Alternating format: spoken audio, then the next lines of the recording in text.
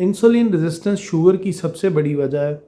Normally तौर पे जब हम खाना खाते हैं तो उसके अंदर जो एनर्जी है ग्लूकोज, लबलबा एक हार्मोन पैदा करता है इंसुलिन, वो उस ग्लूकोज को पकड़ता है और बॉडी के सारे सेल्स को दे देता है और हम सारा दिन एनर्जेटिक फील करते हैं। इंसुलिन रेजिस्टेंस की एक बहुत बड़ी वजह यह है कि जब सेल सारे फैट से या चर्बी से भर जाएं तो इंसुलिन अगर ग्लूकोज को पकड़ के लेके भी आए सेल्स को देने के लिए, तो आगे क्योंकि डोर्स या चैनल्स ओपन नहीं होते, यहाँ पर रेजिस्टेंस होती है, तो ग्लूकोज सेल के अंदर नहीं जाती और यही ग्लूकोज फिर ब्लड में शुगर लेवल को बढ़ा देती है और एट द सेम टाइम लबलबा इंसुलिन बना बना के थक जाता है और हमें शुगर हो जाती है।